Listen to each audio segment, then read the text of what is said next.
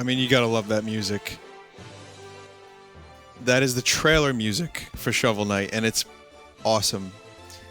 It gets you excited about digging pits. Weird, huh?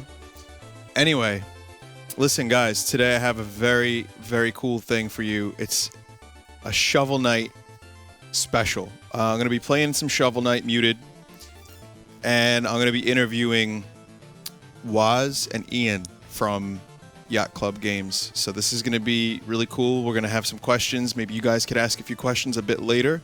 But let's have a chat with the guys and find out why he's using a shovel.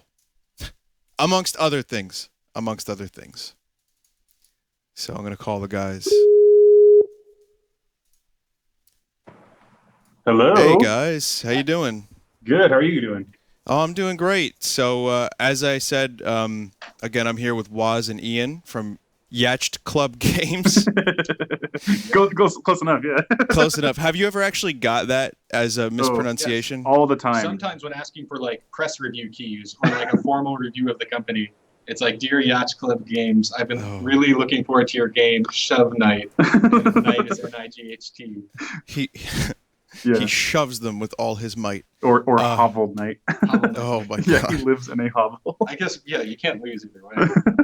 So that's pretty cool. I like the Shovel Knight idea better than someone who shoves things or lives in a hovel, so that's good. I think Of course. Yeah. I love your little knight avatar character on the stream. That's really cool. Yeah, so I'm glad that you saw that. I was hoping you guys would see that. That is by a viewer, Chimera Core. He made that the other day. Last night, actually. I was streaming Shovel Knight, and we get a lot of great fan art here, and I thought this was absolutely brilliant. Yeah, it's so good. I want to make a boss pattern using what I see right here. Yeah, which is, I imagine you can like pop out of the ground. His shield would be like a little deceptive, and you can block left and right. And then glitches would happen, and you wouldn't know what to do. Glitches would happen. That would be cool. Hey, I don't know. I mean, this sounds like a great idea. You guys have my permission, of course, you know. But hey, listen, I'm so thrilled to talk to you guys. This is a great experience. I mean, the game has been phenomenal, and you know, I almost don't want to start playing the game right this second until we get into the swing of things. So let's do that. Let me ask you a good question to start, and then I'll start up the game. Right on, yeah. But I guess, you know, that's the thing, though. You guys have probably answered every question 1,000 times. So, maybe. I mean, here's the best I got. Why? Really, no. Why a shovel? Well, no. I mean, it could be why anything, but let's start with, you guys chose this iconic kind of thing. I mean, it's a knight with a shovel. It works really, really well. But I don't know, how did the team start, and where did the Shovel Knight idea come from? For anyone who doesn't know in the chat. Yeah, of course. So if anybody doesn't know, we started as a team actually at Way Forward. Way Forward is a company that makes a bunch of licensed titles, and every now and then they make their own stuff. And most recently there, we had worked as a team on Double Dragon Neon. But before that, we had worked on games like Blood Rain Betrayal, and a couple of us had worked on Boy and His Blob. Sean, the guy who's the director in charge of design, he was co-director of Contra 4. So like we've all done a lot of games with Way Forward. And so as a team, we saw that we were working together really well, and that we were, I don't know, we had a lot of things to do and ideas that we shared in common. And so, we'd get to lunch we'd go to lunch together and just talk about just whatever. And eventually we started taking things more seriously and started moonlighting on the side. And so we started trying to figure out if we could actually make a company and make a real game. And Shovel Knight is sort of out of that. So you guys, let me figure out what you two do, just for anyone that doesn't know again. So Woz, what's your position on the team? What do you do at Yacht Club? So here at Yacht Club Games, I mostly do pixel art. So any of the mass majority of the pixel art that you see in the game is come out of my fingers. Okay, so we're looking at your work right now then. Absolutely. As I play through this level. This is a level I've completed already, but I figured that way, if I do a harder level, I don't want to die 1,000 times. So this works out. Well, you did choose a hard level, so that's good. it is a kind of slightly hard level. Let's see. Let's have a count, chat. Let's see how many times I die. So while I'm doing that, how about you, Ian? What's your My name's Ian. position? I also like to pixel. You pixel too. I'm a programmer. You got me. Yeah, I was a programmer on the project, mostly more gameplay side than engine. Okay. But yep, I did things like the Spectre Knight boss, Shovel Knight's mobility, Miiverse, a whole gaggle of things, I would say. Yeah, there's not many of us here. Whoa, wow, right. that was really close. You almost died. I'm glad you guys saw that. That's on a delay, so that happened 30 seconds ago. Okay. Just let you know that we were really concerned about you, man. Yeah, it's 30 seconds of the past. So let's talk a little bit about. Let's skip ahead to let's talk about the game is out now. All right. Yes. And let's talk about how good it feels to have a game that's out that's actually getting some great critical reception. Has it been awesome? For sure. I'm completely overwhelmed by just the amount of positive just feedback we've been getting from everyone. The little things that we thought like, oh yeah, like maybe someone would notice this and like chuckle. Some people really got into a lot of the level design, a lot of like the design concepts that we went through. It just seeing everyone like excited about the game at every corner has been really great to see. Yeah, and we got a lot of responses that were surprising to us too. That were like really personal responses, and like this game is taking me back to a point where I was when I was a 10-year-old kind of thing, and it's like, man, that and just the effusive praise that's been coming out of that has been really humbling and just a really great experience for me. I've never had that working on a game before, where you have just like a very immediate and direct access to the fans, but also just their open and honest and very humbling reactions to it. So it's been like really, really bizarre but exciting trip so far. Yeah, thank you everyone who's like sent an email or just sent us a message on Twitch or anything like absolutely. that. Like we read all of them, we share them all with the team, and it's like truly amazing to see. Yeah. And for everyone that like hates it, that's cool too, and we hope we can like make you like it eventually. Yeah, we'll get you eventually. You guys are cool too. It takes a little bit of time, but I think most people come around. All I have to do, like, it's great because I've been streaming the game, and just people are like, okay, now I'm gonna buy this game, and you can tell through the text that there's like, God, I gotta buy another game. But you know what? When they see it, they understand, like, okay, this is not just another little, shitty, for lack of a better term, cash in. You know what I mean? This is actually, you guys worked on this game for a long time. You put a lot of love into this game, and it shows around every corner of the development. Thank you. Yeah. I mean, I'm glad that we have a game that, like, you can see it being played on like a Twitch stream like this, and you know what it is. You're like, I could do that. Like, I know exactly what the player is doing, and I want to do that. Absolutely. That's something that's sometimes missing on Twitch. Sometimes that's like part of the fun, right? Like, I don't know how to do those cool things Street Fighter characters are doing, but like one day I'd love to do that. Sure. But for Shovel Knight, it's like I see what you're doing right now, and I know what I would do differently, or what I'm like impressed by, or like what I'm surprised by. So I'm glad that the game reads that well. Yeah, I think that was part of the appeal, or part of the a result of using like an NES style design where it's all based on around a few core mechanics. You're able to internalize those mechanics as a player really quickly, even just watching. So that was something that really appealed to us as we're making the game, and I think it's still as appealing to people as they play the game. It's just that you can see Shovel Knight, you see what he's doing, you see the limited actions he has, and you know right away what the game is all about. Absolutely. I have so many questions for you guys, and they're all racing around in my head, but I have to get to my most obvious one. It's that I love Zelda 2. Oh, really? I love Zelda 2 so much. That's one of my favorite games of all time, and people sometimes don't understand why I have such, an intense love for this game. I stream it once a year. So wow. I almost, in a way, was elated to play this game and realize that there's a lot of elements that feel familiar from Zelda 2 that I loved. So, I mean, you get the down thrust, for example, with the shovel. Some of the night combat's really cool with the shield parrying and blocking and everything. Oh, man. So, did you guys, when you were developing this, like, anyone on the team like Zelda 2? Anyone on the team dislike Zelda 2? I will say Sean, our director, who's not not one of us, obviously. He's the champion of Zelda 2 in the team. We've all played it, and I enjoy going back to it every now and again. But he's He's sat us down and like made us watch him run through it on multiple occasions. He's like, look, it'll be really great. Look how fast I can go through it. It's not a problem. This part's so great. Look at this. And actually, Zelda 2 was like where the start of the idea of Shovel Knight came from. That's right, yeah. It was that down thrust in Zelda 2. A lot of people think it's the pogo from DuckTales, but no, it's the intentional combat maneuver from Zelda 2. Yeah, absolutely. I think we took a lot of cues, like you were talking about the Iron Knight who blocks. The fact that Shovel Knight gets bounced away and the fact that the Knight gets pushed away, like that kind of push and pull to even just some of the basic combat was inspired a little bit, like primarily by Zelda 2. Especially when you play a game like Mega Man, it's like target practice. The enemies, like you don't have much force, like much impact on where they go and what they do. You just kind of shoot them and they fall apart. For Zelda, like when you engaged in combat with an Iron Knuckle, that was like a serious fight that had to end for you to progress. That's right. And I think that's something we want to try and capture for this one. You capture it well. As a Zelda 2 fan, I can tell you that one of the things I was most pleased about was noticing that Shovel Knight got pushed back when he would attack certain enemies that took more than one hit. I made note of that on the stream. I was really pleased about that. So yeah. I can't wait. Like I want to do a boss now that uses that like a little bit more, like a boss character that is a little bit more of a duel and less of like a pattern base where there's like push and pull and things like that. The Iron Knights get the closest for sure.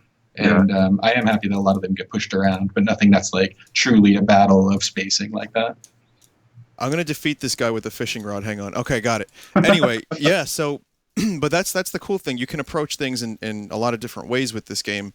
And every time you get into some kind of, like, all right, situation, it's almost like a puzzle sometimes with enemies. Like, all right, what sub-weapon would be best? Right. Should I use the down thrust? Should I use the shovel? Should I charge up?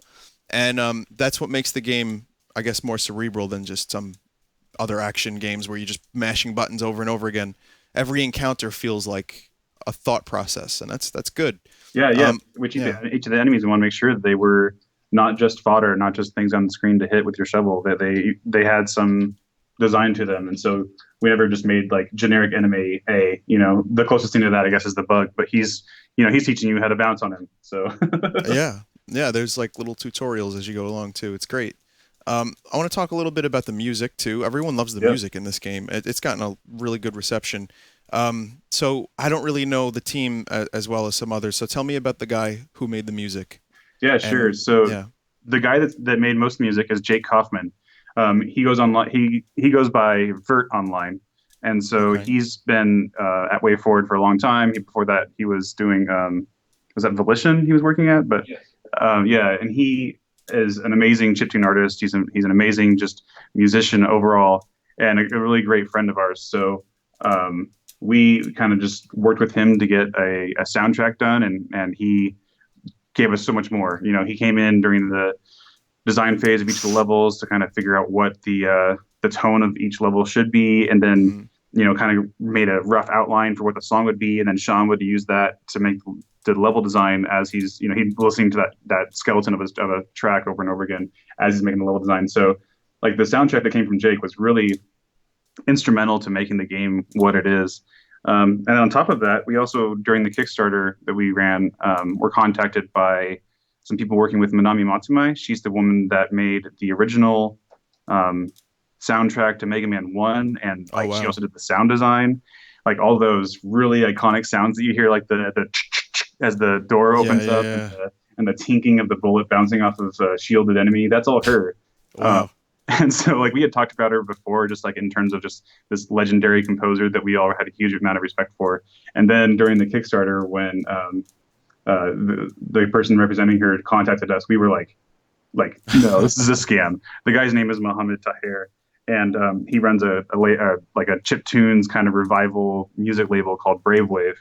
And we, at the time, like they hadn't finished their first album, so we didn't have a way to like figure out who he was, and so we had to like I don't know, figure out a way to vet him without feeling like jerks. But it turned out to be totally true and real, and it was a really amazing opportunity. Yeah, and since then they've gone on. They've released World 1-2, Influx, and they've partnered with a lot of other musicians and composers around the world. Yeah, and they're pretty well established, I would say, now for like getting the ball rolling. Yeah, it's really cool to be a part of that like movement of getting more Japanese artists that have done stuff in the past more active in today's scene in the West and throughout the world. So that was a really interesting opportunity and really fun. That's awesome. Yeah. And the music, I mean, it is. I know. I want to talk about the graphics in a second in terms of like the color palette. I read the. I think you guys put out, like it was a pretty long thing about the colors and how you kept things authentic to a certain extent without limiting yourselves. But the sound was actually almost 100% authentic, was it not, in terms of the NES's capabilities? Definitely. Yeah, Jake composed all of the music in FamiTracker, which is a tool for creating Nintendo sound format files, which means they can be run by the NES processing and simulate the sounds properly. It's like less like a musical program, more like a math sheet. Like you have to be very like careful with all the instruments and like how it's all playing out. Right. He's just become a wizard at it over time. He released all the NSF files so you can play it natively, and they're like, a couple kilobytes in size because it's all like assembly language style. That music can fit and play on an NES cartridge, but only the largest NES cartridge released, which is the Kirby's Adventure one, only if you remove the little things like gameplay code and graphics. Oh my God! Fit the entire soundtrack of Shovel Knight on an NES cartridge. Yeah, so like during launch day, we had a listening party with Jake. Where he just streamed the whole soundtrack, but also we talked about like the feasibility of making this cart happen, and the what he was describing is like you have to like physically rip out the pins, or if you don't have the 72 pin cart, and like you'd have to do all kinds of crazy stuff. But it is possible to get the Shovel Knight soundtrack forcefully loaded onto an NES cart that you could play in your NES. And someone's going to do that. And I really want to do that. Some people are all about that authenticity, and man, there it is. If they need it. Speaking of authenticity, this purple on this level on Treasure Knight, this purple was not on the NES graphics chip, correct? Yeah, correct. As you mentioned, that Gamma Sutra article kind of points all that out. We really tried to stick hard to the original NES palette, and it was hard because the NES palette, for whatever reason, I mean, there might be some theories there, but it's only like 64 colors, and only 55 of those are really usable. There's like 8 blacks for no reason, and so it's a hard balance to do. And so they're very famously, Inafune was wanting to do Mega Man as a red character, but after realizing that the palette was so limited in the red spectrum, he decided to make him blue. So, and the same kind of thing here. It's like we're working with that same palette. So there's a lot of blues, there's a lot of cool colors, but we wanted to have a way to, I wanted to have a way to ramp from black to like any other color because this palette is just like 100% saturation and very vibrant and very colorful, and it works. But I think that today's design sensibilities and the expectations of people playing games are that it works like they want it to work, not necessarily like the authentic, perfect way that it used to work. And so, we added dark purple for the cool colors. We added a really dark red for the warmer colors. So like a tan for yes, Polar Knight. Exactly, specifically for Polar Knight. That one was the hardest one because I tried really hard to find a muted neutral color for that sheepskin, but there just wasn't one. The closest one we had, it looked like yellow and gross, and he looked like a alien. So I had to cheat with that one. And then the last one was actually it's a light brown color.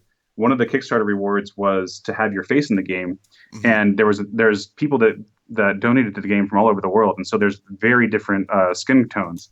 And the NES color palette, for whatever reason, it's set up really well to do white people, but anything else is kind of gets the shaft. And so that's interesting. It's really bizarre. So what we did is we added an extra color and adjusted the townsfolk and the portraits of everybody to kind of just be more diverse and less of a whitewash, as you were. Wow.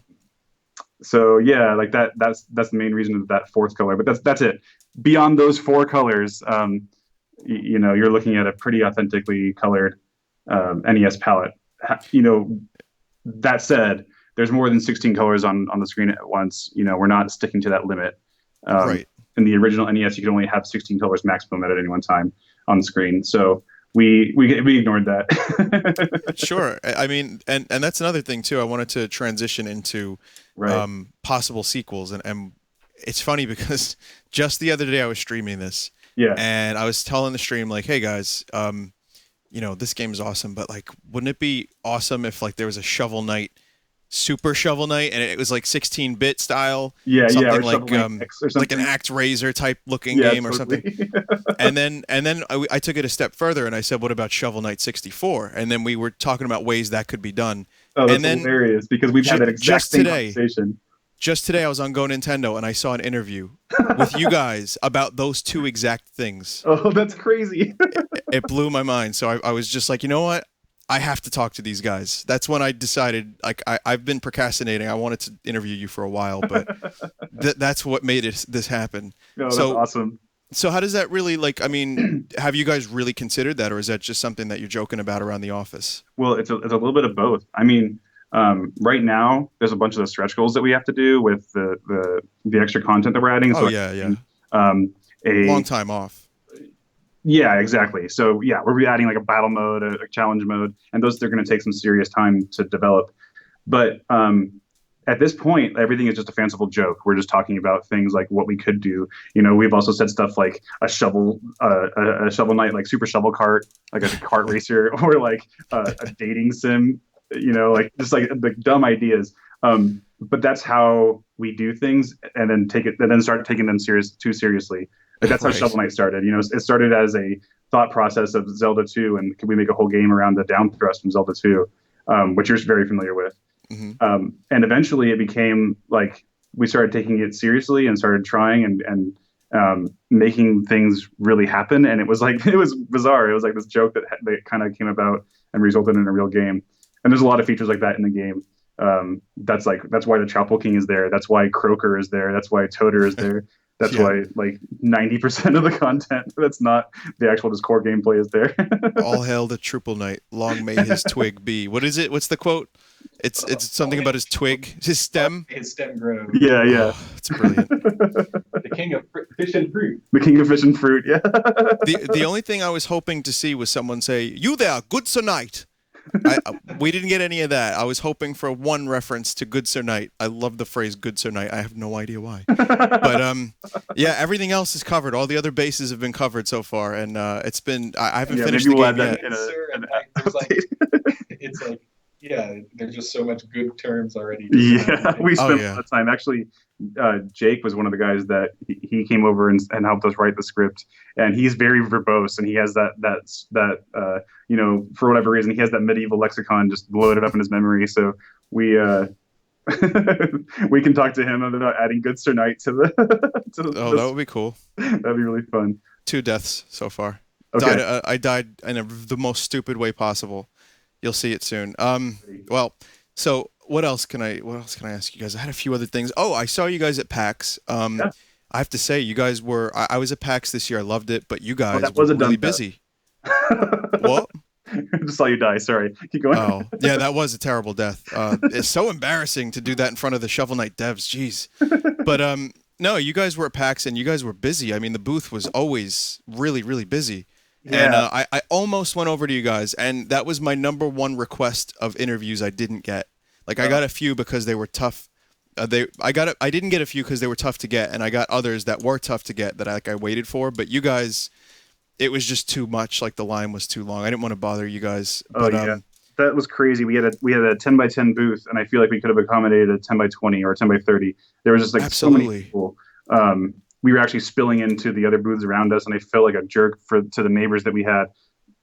But the reaction, I mean, that goes back to the whole idea of the reaction of this game being so incredibly positive since the Kickstarter, really. So, I mean, has it caught you guys completely off guard, or did you know you had some magic by revisiting this kind of stuff? I mean, you get a sense of that based on the Kickstarter, but before even the Kickstarter started, we had just no idea. We're working on this game that is a really exciting and fun game to us and sounds like a great idea to us, but there was no indication of whether or not it would do well or that it would be received well. We're thinking about we're looking at other Kickstarters during that time, and we were just like working on the game in this like cramped little apartment, and just like really laser focused on making the actual game. So when we eventually launched the Kickstarter and got everything going and saw the crazy immediate reaction, we were just completely blown away. And it's been like that ever since. and then just with the launch and just like the amount of critical praise we've been getting, it's like it's almost unbelievable. It definitely feels unreal. And you're still taking time out of your day to, do interviews with guys like me and we want there's all that good energy, but we want to keep it going. Yeah. We want anyone who maybe wants to be excited, we want them to be really excited. Anything we can do to to talk with players, to talk with streamers, anything like that. It's an exciting time. So yeah, it's never been a better time to do it. Yeah, absolutely. I just hit my third death again, a very pathetic death. Oh, We're talking good Knight levels of dying, just terrible. So I wanted to ask you guys one at a time, what games, I know you've been busy with Shovel Knight, but what other games have you been playing, or anything interesting popped up, like 1001 Spikes? Ian, what do you think? What have you been interested in lately? Let me see.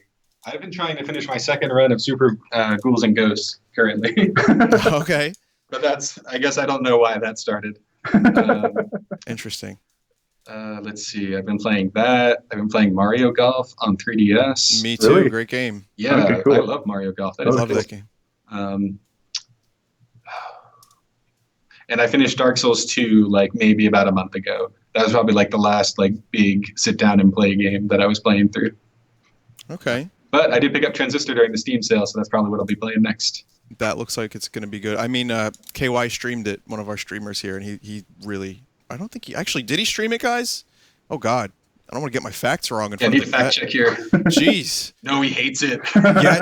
Yacht Club Games. I'm just continue the trend of getting things wrong. But no, that's cool. How about you, Waz? Anything that you've been playing recently that's stood out? Well, the thing is, when you're making a game, and since December we had been just focusing 100% of our time on it, 24/7. That's a loser answer. Pick a game. I'm going to tell you. I have a huge backlog, so I've been playing really old games. I played Duke Nukem 60 or not 64, Duke Nukem Forever recently, and you really messed up. You should have played Duke Nukem 64. I should have played 64. Man. Yeah, well, it's better than Forever.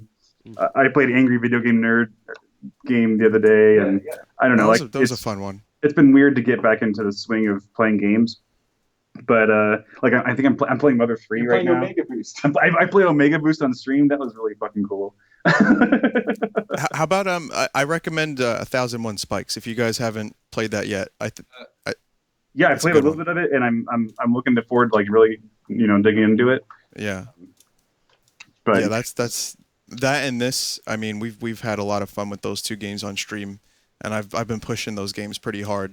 Just having fun with them. Well, yeah, that's the one is great. Especially if you, for people seeing Shovel Knight now and thinking you have so much health, this looks so boring. 1001 Spikes is the other side of the spectrum, where it's claw your way to the end. Every inch is important, kind of instant death game. And I'm glad that between that, 1001 Spikes, Volgar the Viking, which came out last year. Oh yeah. That there's a lot of spectrums of 2D games are being represented, die and retry, loose movement versus strict movement, all that kind of stuff. Right.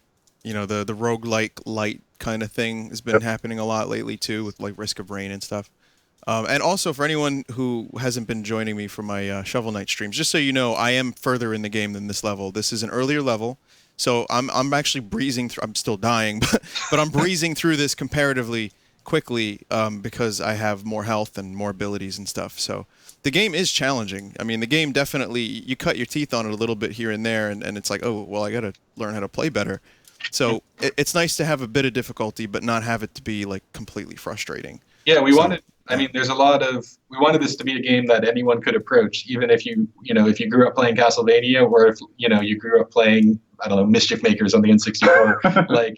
If you wanted to get into Shovel Knight, we wanted that to be a possible thing you could do, not a first level 1,000 deaths, keep good luck next time kind of thing. Right. Exactly. Yeah. So I hope we nailed that balance. A lot of the things that a lot of games from the NES era, or that term Nintendo hard has been used a lot to describe them. And while we definitely enjoy games like Castlevania 3 and the Mega Man 1 or 2, that level of difficulty definitely was farther than we wanted to take Shovel Knight. Right. And during development, something happens on most of the games that we've worked on. A game just becomes really hard, and we don't see it because we're developing the game as we're making it, and course, not really playing it at the beginner's level. We're playing it as experts, And so the game that you see now, the Shovel Knight that you see now, is definitely a more toned down version than it had been in the past. But people are still finding it really difficult and exciting. Some people are finding it too easy, and so we're gonna try to address that with the content updates that we were talking about before, with like the different playable boss knights being maybe representing different levels of difficulty. That's cool. Although it's weird because if you start with a hard game like that, then everyone's like, okay, great, like it's good, it's hard, but you lose like a lot of people that maybe really did want to get into the game. Yeah. Like once you set it that high up there, it's hard to bring it back down. You have to build to it. You have to like people have to learn the mechanics somewhere else before you can just throw them off a million pits like that. Yeah, I've read a couple of emails of like, I tried to get my daughter to play it, but she can only beat like the first couple levels or whatever, and like that's a little sad. But I think that the balance that we've found overall has been one that I'm happy with. Yeah, I would agree with that, and I play a lot of games. That's kind of what I do. So you guys have done a fantastic job. I've been raving about this game. Now we're approaching. We actually just smashed through the half-hour mark. So I want to ask you, or I want to bring up like one last thing, and then maybe we'll take a few questions from the chat. Sure. Just to close it out. So they want you to put Vine Night in the game. Don't listen to them. Don't listen to them. It's dumb. No, but I wanted to actually mention. You actually really surprised me, Waz, with the email. Apparently, you had seen my Sonic in Zelda video. Yes. And what's the quote around the office? Too fast cool. Shannon's saying that now too, and she's never seen the video. So whenever something happens that she can't follow, she says, "Too fast cool." I go, "Too fast cool." Holy crap! It's hilarious because that's Ian and me. That's basically we're the two people that say it, and that video is really, really freaking hilarious. I legitimately enjoyed that video. I don't know if it was like at a time where I really needed a brief moment of comedy involving Sonic the Hedgehog, but it on all fronts. I am thrilled that you guys like that. That is probably one of my proudest moments as a YouTuber or a streamer or anything. That was just learning that in the email. My mouth just like my jaw was on the ground. I was like, yes. So thank you for that. But hey, I love that. Everyone, you can praise me later, but listen. Let's get back into the facts of what we're doing here. It's a stream. This is a video game stream. We're here for you guys. If it wasn't for the people that made the games, I would not have a gig. So really, thank you for doing this. But I was actually, my last real question was like the streaming community. There's been a little bit of controversy. Like some people are like, oh no, well, if you put videos on YouTube, you're stealing content. And other people are just like, oh, go for it. So really, how do you feel about that? How do you feel about the streaming community and the YouTubers and the Let's Plays and everything? We've received personally like tremendous support from like viewers like you, and then I'm pointing to the camera if you can't see it. Just like the amount of support we've gotten from people who were interested in Shovel Knight and said like, can we do anything? Or like, I want to feature it, or I want to play it. Is there anything we can do? And so for us, that makes a lot of sense. We fully endorse that. We have a video policy and everything like that, which is pretty much like, go ahead, like, Shovel Knight's yours to like play and do whatever you want with.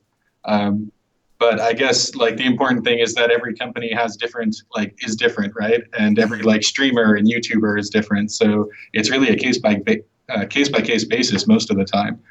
For a game that features a lot of like story content or cinematics, maybe they do need to evaluate like what their content is worth in terms of the public. But for a game that's like gameplay first, or a game that is seeing like support from the community, it doesn't seem like something we should step in on, because it just like I don't know, because just how the way things are going. Sure, and it's helpful, I feel. I said, sure. When I got the copy, I appreciate the copy, by the way.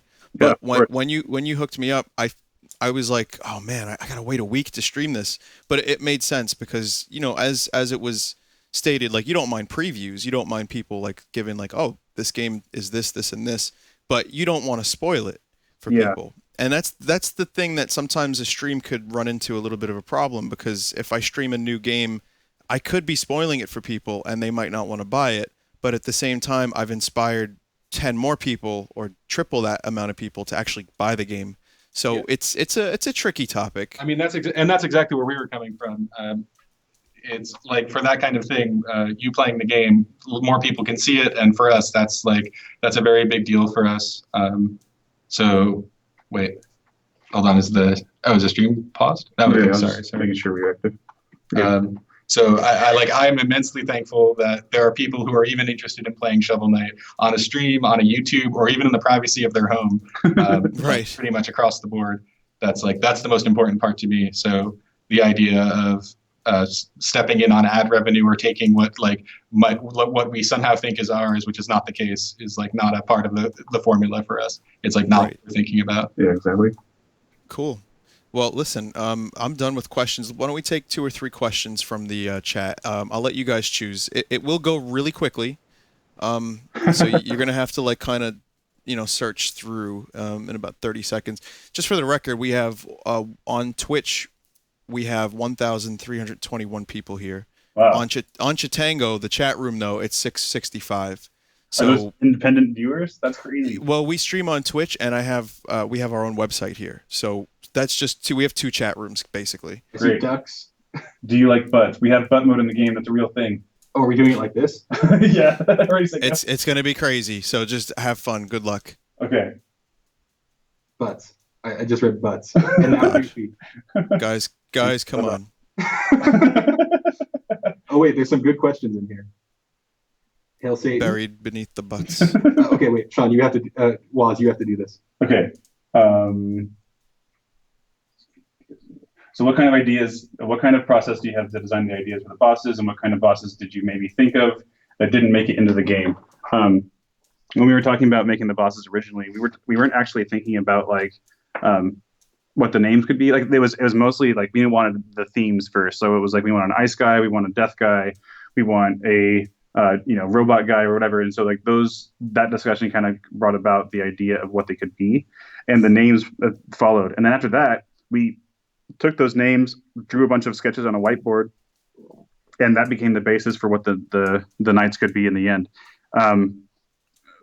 Those are all like the original sketches on the whiteboard are actually really cool to look at. Like Tinker Knight was like way bigger. He was a really tall, like, welder guy.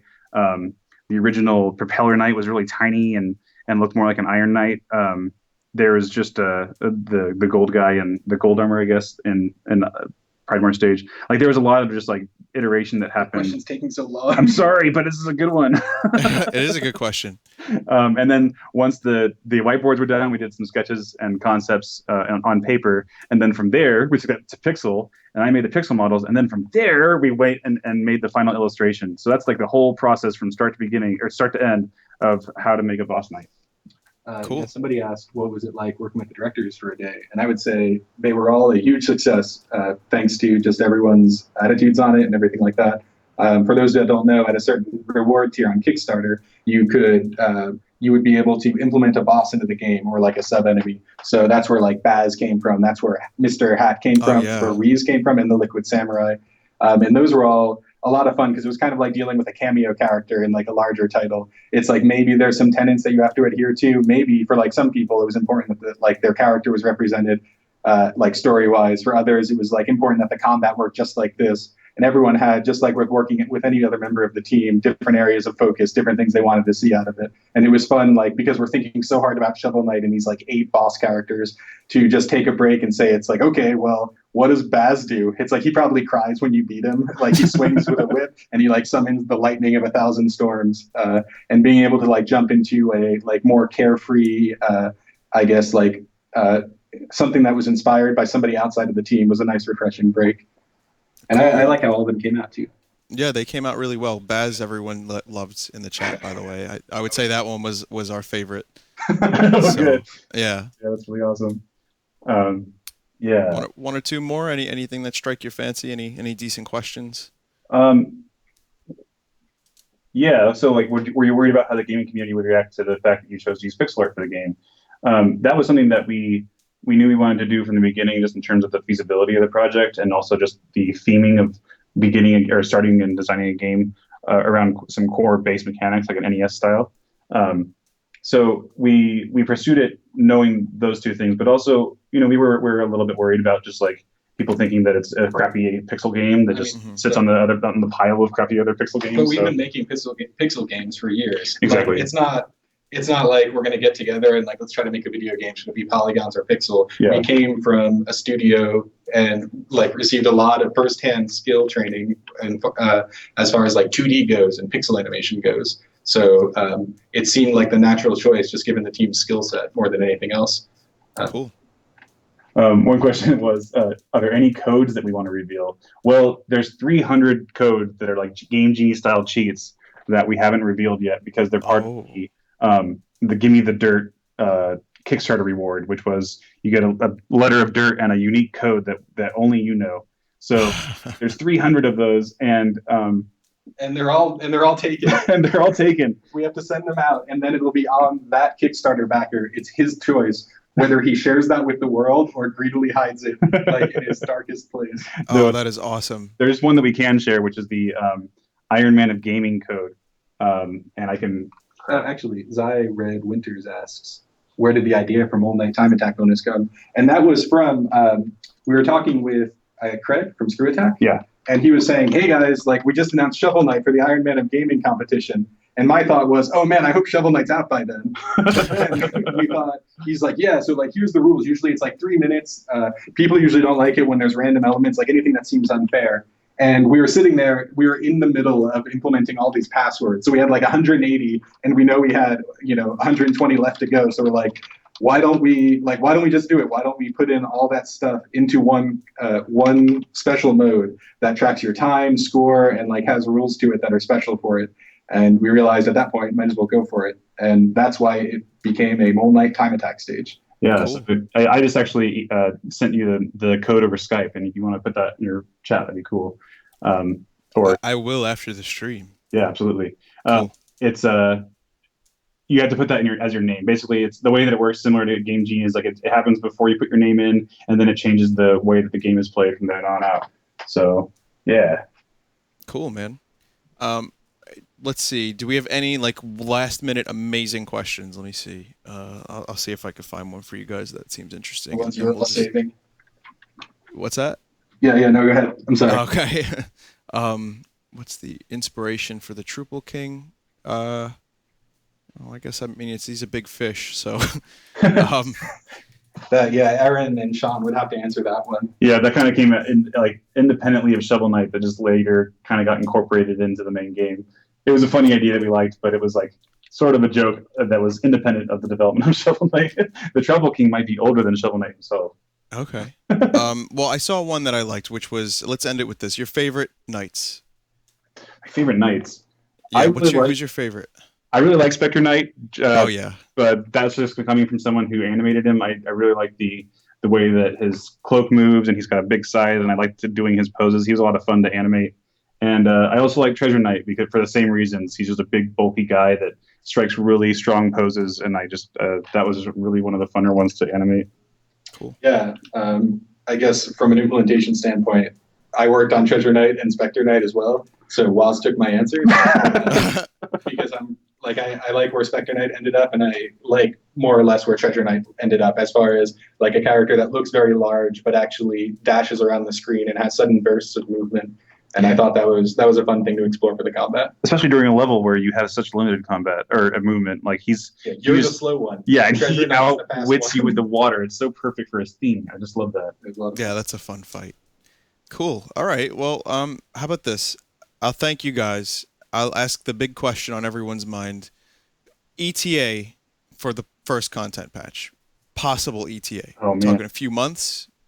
Yeah, that's what we're thinking, but we're focusing right now just on like the European release and getting the game out to all of our backers around the world. Yeah, we're still trying to get the game out. I know it feels like Shovel Knight. Like I know you're playing Shovel Knight, but did you know it's not out yet? That's how it feels like in my brain now. Like I don't know if you got that copy, but we're not done with it. Gotcha. You need to return it right now. I'll return it to Blockbuster. Don't worry. Maneuver 30 seconds in the past. I know, and I died again, actually. So you're gonna love that one. Is we have a lot of priorities like Mac and Linux, localization, and regions. And then once those are good and like everything is settled, then we're going to start looking about like getting the team back in and thinking about like how a character plays or how these animations need to work. And then from there we could properly guess like how many months out it is. But I would hope a couple of months in some way or another. Yeah. Cool.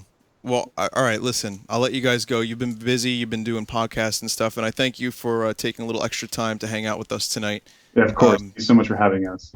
Hey, listen, we love your game. I think it's fantastic. I'm almost sad that it's going to end at some point. But I'm looking forward to the content updates, and when they do come out, I'll be streaming them as well. So great. That's so very great. cool. Thank you so much. Thanks for saying it. Thanks for bringing it to Vinesauce. It's like Listen, a game this too past cool, of course I would do that.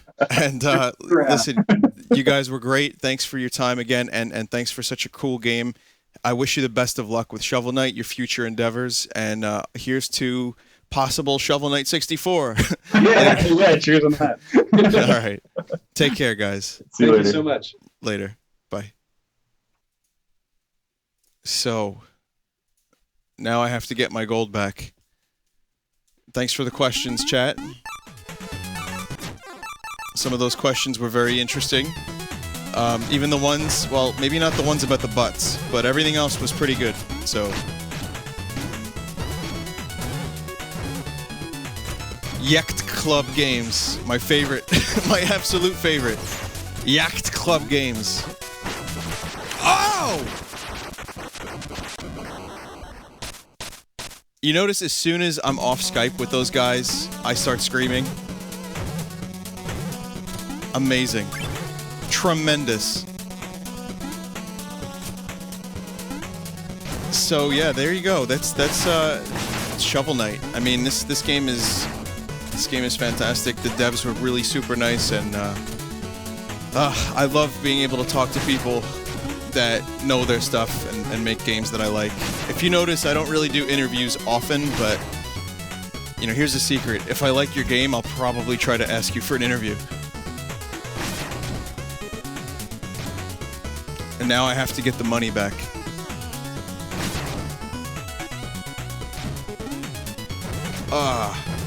Come on.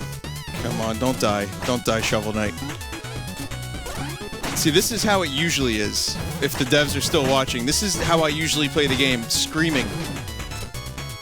You should see my 1001 Spikes streams. Oh my lord, those get loud. Loud and shitty.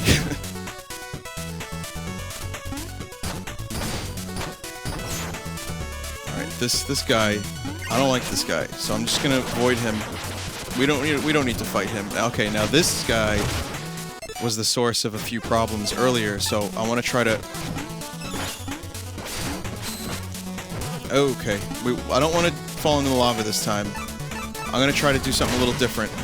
I'm going to use the war horn. Nope. Okay. Oh, this is a tough one. This guy's tough. Still alive. Oh, God. Later.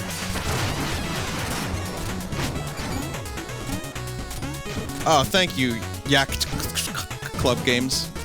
Thank you for being here. I hope my videos continue to bring you joy, if that is even possible.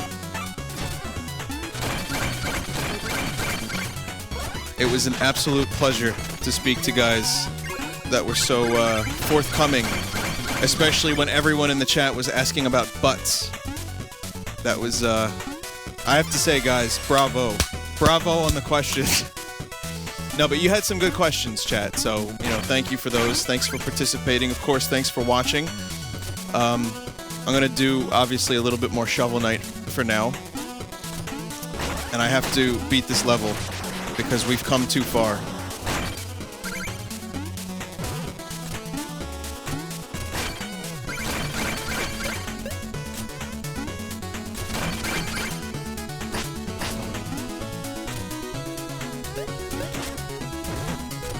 Almost died there. Almost died. Hang on. Actually, we were serious. Butt mode is a real code that we haven't released yet. Oh god, there is a real butt mode. Hey, alright guys, you know what? I almost forgot. There is a code. I'm going to release it to you guys right now. This is the code that the guys released. Check this out. The Iron Man of Gaming challenge code. Here it is. Enter your name as that, and that will be the code. IM and SGC14. So there you go. Take a screenshot of that. Make sure you got it. Cool. Up, up, down, down, left, right, left, right, left, right, left, right, left, right. This is becoming a march.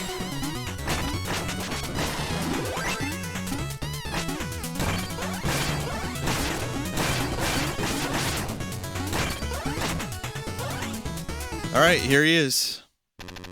Mole Knight. You're out of your depth, Spelunker. Oh man, I should have asked about the puns. I love me a good pun. You guys know that. There's so many great puns in this game. Can you dig it?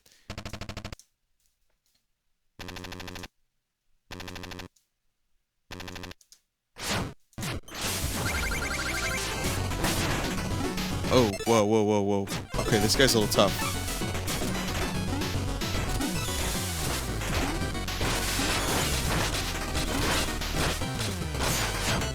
The coin is really good for this guy if you know how to use it. You can just bounce it, but he can bounce it back and forth between himself.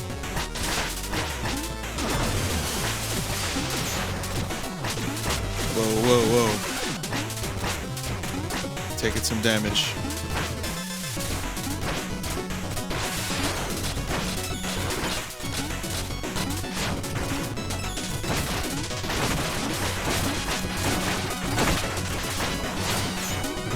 Whoa, whoa, whoa, whoa, whoa, whoa.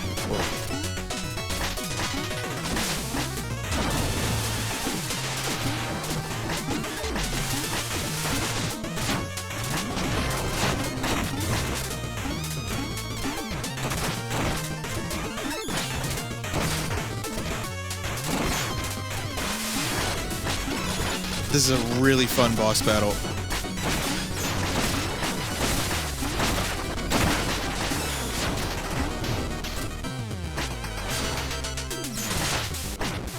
Gotcha. Fucking gotcha. Good Sir Knight, you fought valiantly, but your time here is done. I seek the Holy Grail. The Grail. That's how they say it in Monty Python. In fucking Holy Grail. The Grail. Anyway, that was awesome. This has been a fun day. Oh, do I want to do a new level? Guys, I think I'm going to do a new level. I think I'm going to do a level I haven't done before. Alright, now listen. Ian. Waz. If you guys are still watching, I hope I don't embarrass myself. But at the moment, this is a level I haven't attempted. I've never seen this level before, not even in videos. So, this one's going to be interesting.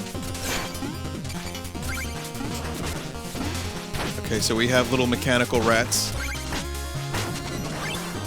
Okay, there are lots of treadmills. Burn off some carbs.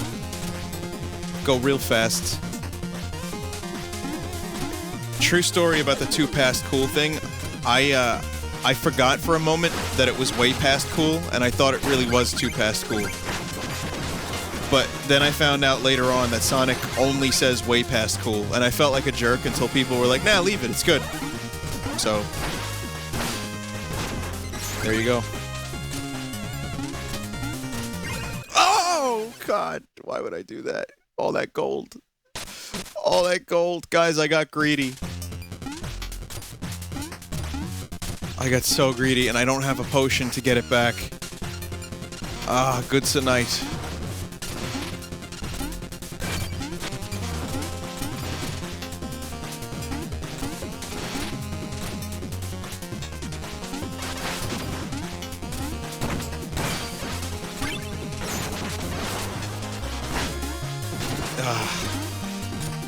Oh, you say too fast cool. Oh, I see, I see. Okay. That's a little bit different. How am I going to get that back, guys? I'm going to try a risky maneuver. No! Oh, well. I got the old gold back, and then the new gold went away. Alright. I need to stop doing this. This is bad. This is really bad. Hey, Yacht Club, I want to tell you guys something. We get a lot of fan art. I'm going to compile some of my favorite fan art that I've received for Shovel Knight, and I'm going to send it to you guys.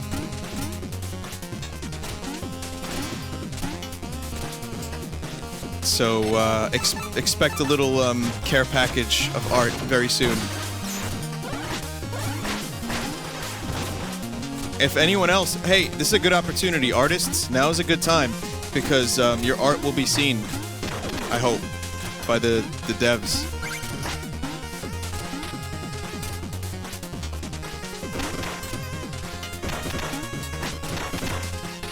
At the end of my stream tonight, I will combine the best art into one package. Okay, so that gold is just gone. I'm just gonna have to deal with it.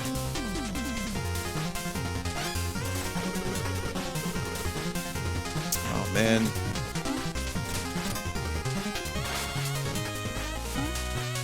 Oh, I can't get that now. There's a thing up there that I won't be able to get. Yep. Jethro, we need butts immediately. You need to show them what you're capable of, Jethro. There is a butt mode in the game. You heard it from the guys themselves.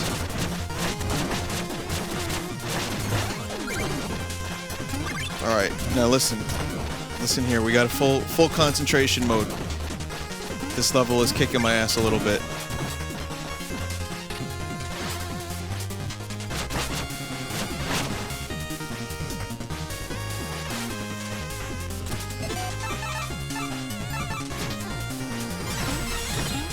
Whoa.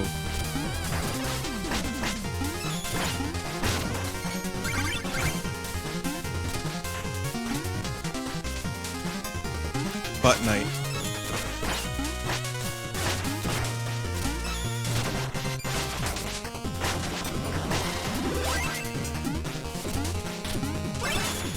Okay. Oh, this guy's got an interesting attack pattern. Will the coin make it? Will the coin make it? It will make it. Just barely. I gotta get past this guy. Oh no, now I got two of them again. Alright. See, this is where this sub-weapon I feel comes in real handy. Oh god, not that way. Yeah, that sub-weapon is nice for those guys.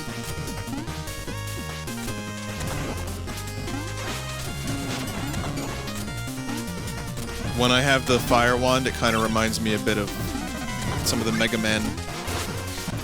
Ah, some of the Mega Man. Oh, the Mega Man.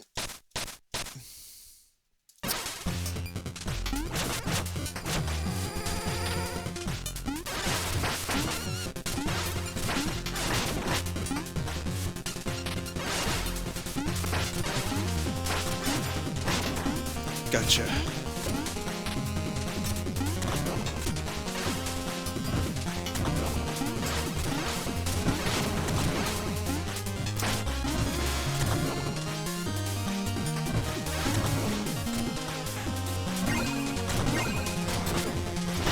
Really, Mouse? Oh my god. Mouse would have just killed me in a second. You wouldn't mind Vine Knight if there's ever a sequel? Alright, how about this, guys? Why don't we pull our resources together? If there's ever a Kickstarter for the sequel, we'll contribute a fuckload of money. That's a metric fuckload, not just any fuckload. And we will ask for Vine Knight to be included in the game. He'll be perfect. Are these... What are these things? Are these guns? They're like little like gun rockets. Oh man.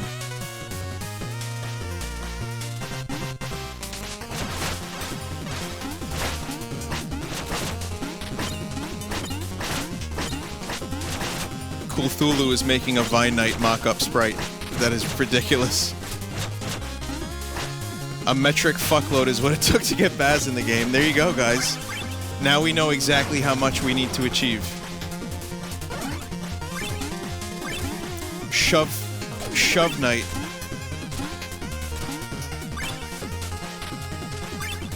Shove with all your night. The sequel, Hovel Knight, will be out soon, and Vines will be in that one, I believe. Mobile gear, ride over hazards, and reach higher places. Alright, this is interesting. So, what's this thing? Oh, okay. It's a little platform. What else does it do? I wonder. Oh, it jumps for... Oh, God! That's interesting. Oh, whoa, whoa, whoa. Please don't kill me. I don't want to die. That's awesome. I wonder if this hurts enemies, too. It does. It actually does hurt enemies.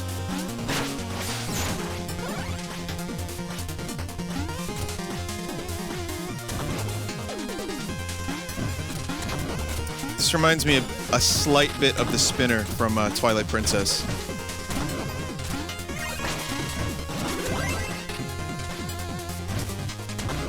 I don't know when to use it. That's the problem.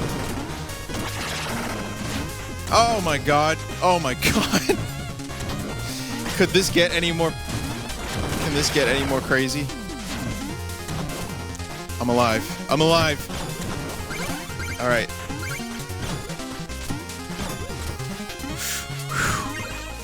Okay, this is pod racing. This is fucking pod racing. What is this? Barbershop pinstripes? Which way do I go? Which way is the secret? I think it's this way. I'm not breaking that.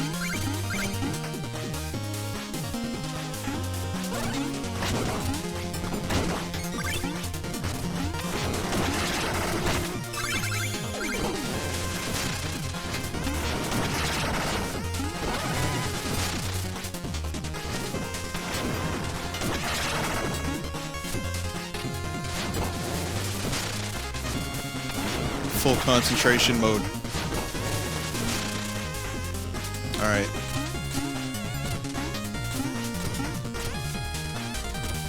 I love how this game... Yes, you can break checkpoints and you can get money as a result of breaking them, but then you lose your checkpoint. Oh! Oh no! Oh no. That was so lame.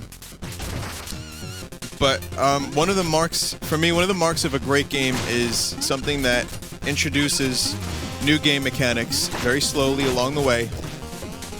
Things that are interesting and fun. Things that you might not even consider were possible when you first booted up the game. And as those things progress, you start to find out like they become these mandatory elements that you kind of have to get good at. You have to master them, and then by the end of the game you're a pro. That is, for me, what makes a good game. And Mega Man had that to some extent, kind of. It did, but I mean, Mega Man was more about like platforming and like harder and harder battles. But you could choose an enemy, you can choose any enemy you want from the start, which is what I like about Shovel Knight, the fact that you have a progression, like you can choose 2 and then 3 and then 3. So you actually do get kind of weaned into the game. Whereas Mega Man, it's just like blister balls hard from the start. And then it's like, oh, well, if you suck, keep playing. This kind of fixes some of those complaints that I had.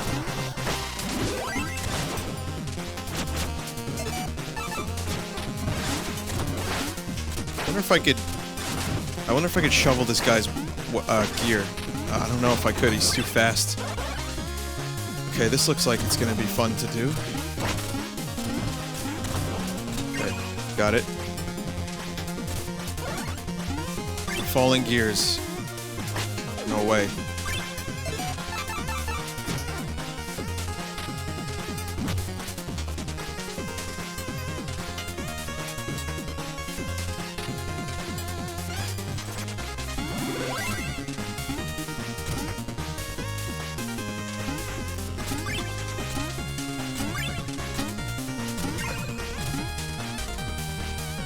Oh, there's another thing. I almost missed that ladder, actually.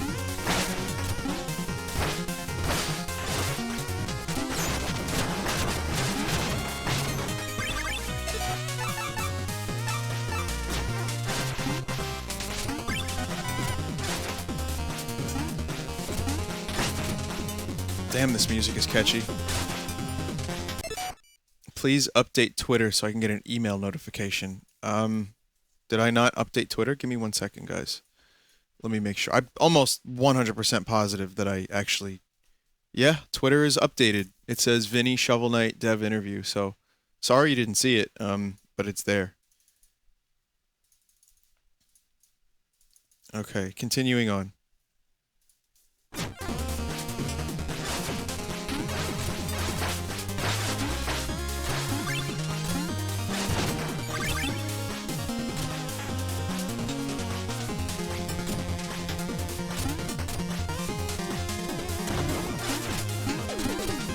I love the percussion sounds on the NES. They're so good.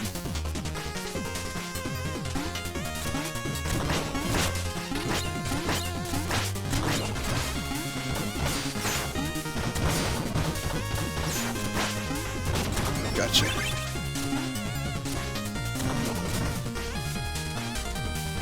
Whoa. Oh no. Oh, it's one of these levels. This is new. I haven't seen this in the game yet. Oh, these are like Medusa heads. I don't like Medusa heads. Therefore, I don't like these things. Alright. Still alive. Still alive. This level's fun, but it got pretty interesting in terms of the difficulty. It ramped up pretty nicely around here.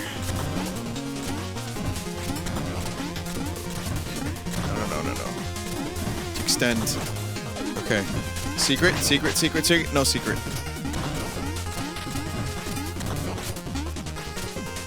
Alright. I'll eat all the fucking chickens in here. It's pretty cool.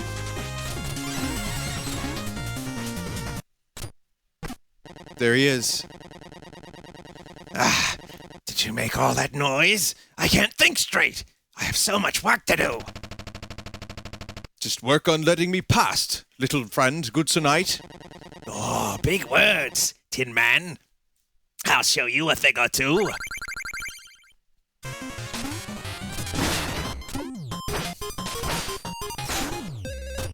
Hey, this guy's a little squirt. He's running away crying. Why do I have the feeling that he's gonna morph into some giant, like, kill everything beast? No, that's not the whole fight. I knew it. Time to get the coin.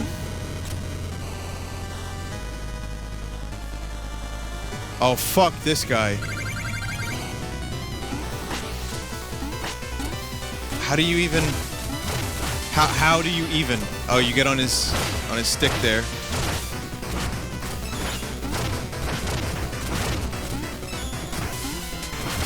Oh my lord. It was a ruse. It was a ruse the whole time.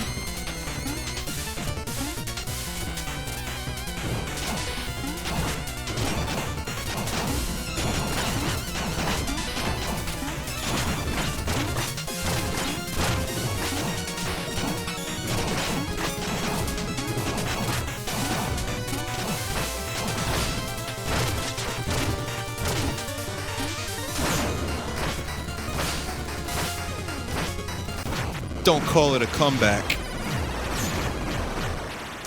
Awesome.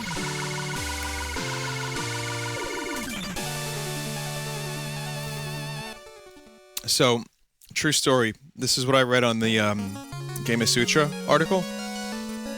For anyone that didn't know, the background during that fight was black. And a lot of times in this game, you'll fight larger enemies, and it will be an almost entirely black background.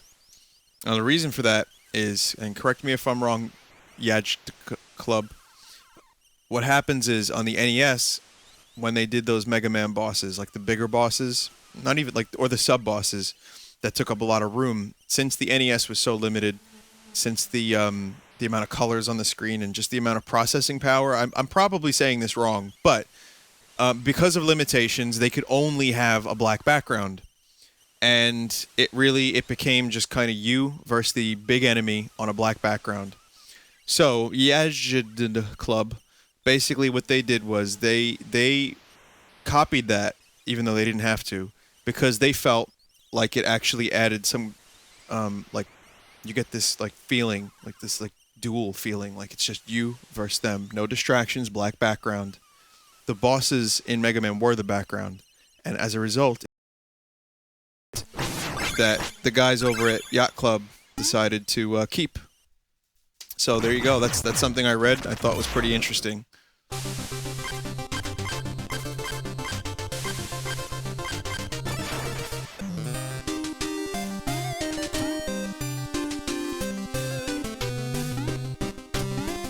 So what armor do I have left to buy? I got the gold armor, which I'm gonna use just for fun.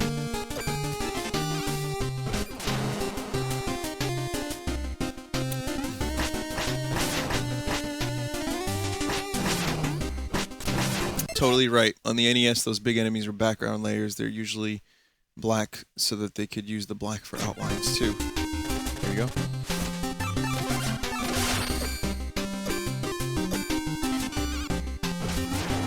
Time to be fabulous, guys. Dr. Huawei.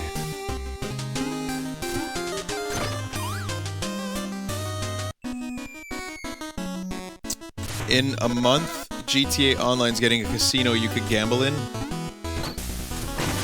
Where's them heists?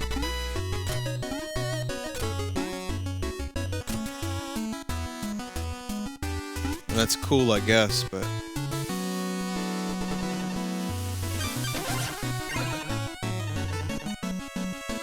I tried explaining noise channel manipulation to Tinker Knight. His response, "Do your job, Bard. The nerve." That I have this music sheet. I can perform it for you at any time. Just ask.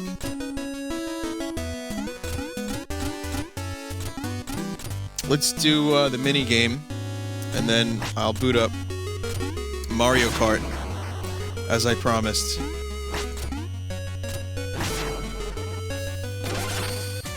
I love this game. You gotta test your shovel reflexes. Double 10. Ah, fuck. Oh my god, that missed everything? Oh, that was beans. Of course, while the devs are watching, I do awful, but otherwise, I'm not terrible at this.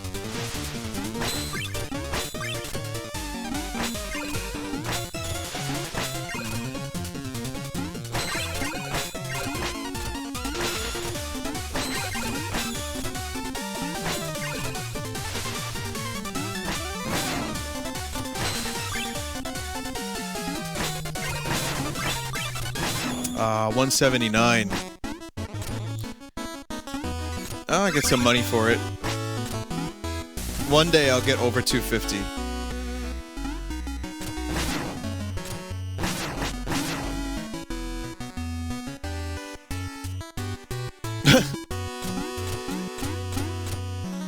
I'm not always that bad.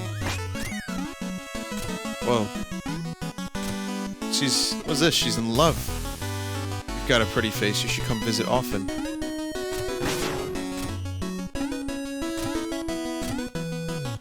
My beautiful golden armor. So there you go. That's Shovel Knight, guys. We had a wonderful visit from the developers, from Waz and Ian. We got a chance to talk about butts. We talked about that purple color on Treasure Knight's level. You got to learn a little bit about the process behind how the game came to be. We might have a Shovel Knight sequel in 5 or 7 years. You never know. Maybe we'll get Super Shovel Knight, I hope.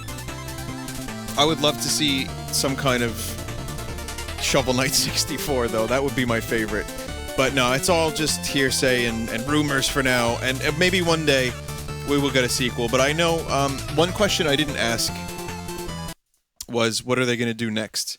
And I think I know what they're going to do next, which is they're going to do some other games that aren't Shovel Knight, and they're going to do some stuff that maybe just different things.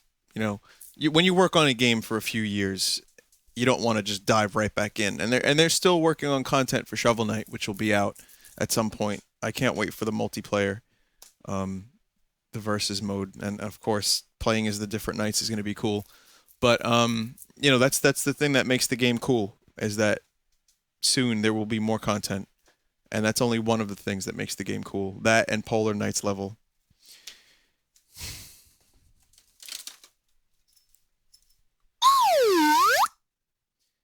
So I'm gonna do some Mario Kart in a little bit, but I'll tell you what, before the guys leave, I want to check out the art. If you guys are still here, before I compile some art, let's just let's see what we've got right now. Maybe we'll have something interesting to show, shovel related. And you know what we do? Already there's a few pieces of art. So let's check it out. First one is Cthulhu's, and it's a work in progress. And you can see he's got the mushroom hat. That's pretty cool, man. From Liquid Rabbits. No one wants to date at night anymore. Poor Shovel Knight. From Trina Wolfie. There was a moment last night while I was streaming this where like a double-faced gargoyle started vomiting rainbows, and then I guess Trina drew this as a result. I love it. From Chinnigan.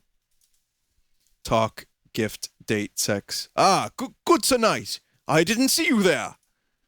There you go. You have concept art for the Shovel Knight dating sim. It's here. If you need it, I'll send it to you. Don't worry. Copyright free. From Gameo, The Legend of Shovel, 4 Shovels Adventures. And from Chinnigan. Get up, pussy. No, you'll just push me down again. The hell is this? What is this in relation to? Such foul language. This is a Christian stream. How dare you? You cunt. Excuse me. Oh my God. From Fallout Koi. Never give up no matter what. Don't die on me. Oh my Lord, you guys have to see these pieces of art. Sorry for the strong language, devs. If you're not used to it, I apologize, but we are not a Christian stream, in fact. We're a pagan stream. From Liquid Rabbits. Good sir. Is that butt night? So we have our first butt night. Jesus Christ. Wait a minute. Are those butts coming out of the butt? Like horns protruding? Yes, they are. Brilliant. And from Stinkbug. From Stinkbug, just a nice portrait of the Shovel Man himself. I like that. So, I'll tell you what, guys, again, if you're drawing art, we got a lot of great artists here. If you're drawing, upload it to the Buru, and I'm going to compile it together, and we'll make a little, I don't know, little album for the guys at Shovel Knight at Yacht Club Games, and it'll be cool. I think they'll enjoy it. We already have our first butt night, but are there more to come? That's the question. So listen, I'll be back in a few minutes. I'm gonna get Mario Kart set up, and we'll play a little bit of Mario Kart together.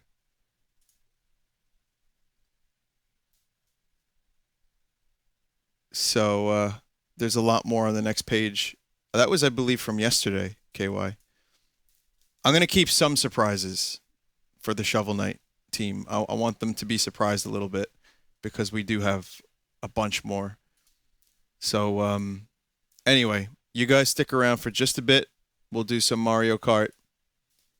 Oh, this is a cool BRB. Hang on, I'm going to use this, actually. Someone just submitted this. Don't ask why Ralph is queued to one of my...